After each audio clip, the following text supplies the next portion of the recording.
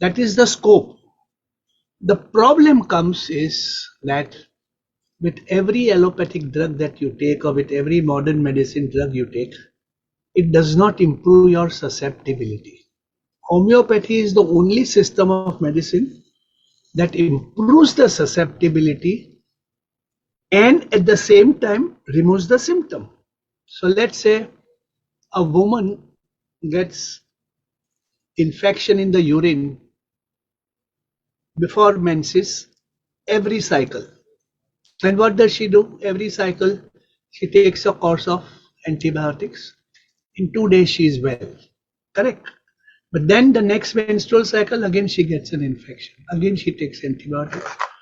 So in a year maybe she takes 6-7 times antibiotics.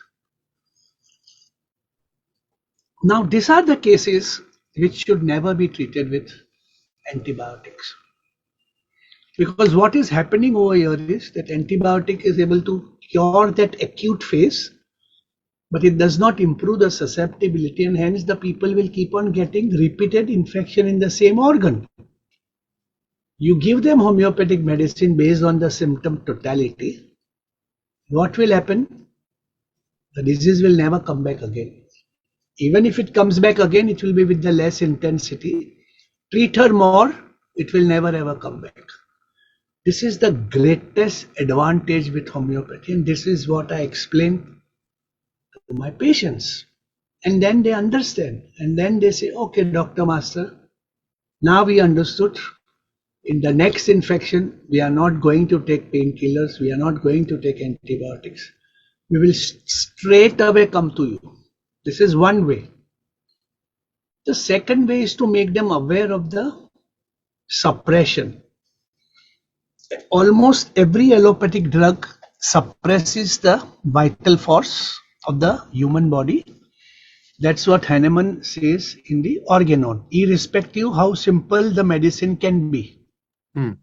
Could be a simple paracetamol that we all take, or it could be the big antibiotic that we take.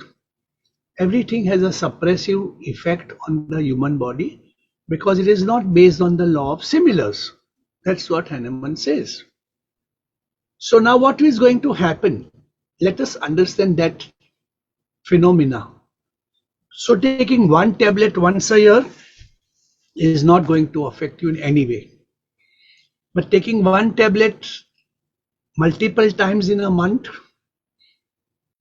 multiple times in a year, definitely is going to have a suppressive effect. So what will happen? Let's say you have a headache, correct? And you take a tablet Ceridon.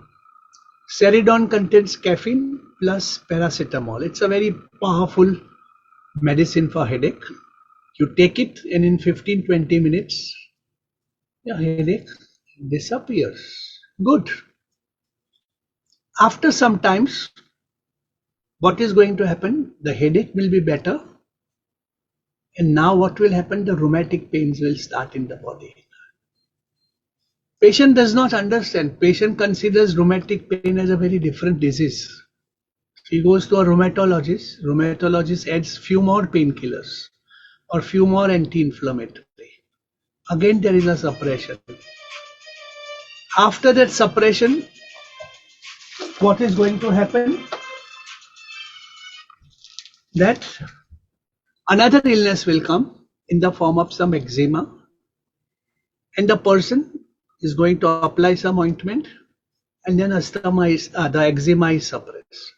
Like that, it is like a bear went over the mountain and saw another mountain, and bear went over the mountain, saw another mountain. The story keeps on continuing.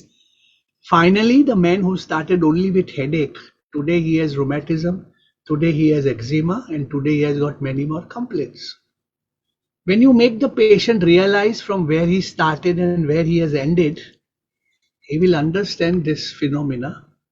And then you take collectively all the suppressions put together, select one remedy, and that will remove all these kinds of suppression. Of course, it won't be a magical removal of the symptoms. It may take 1 year, 2 years, 3 years, depending on the chronicity of the complaint that patient has developed.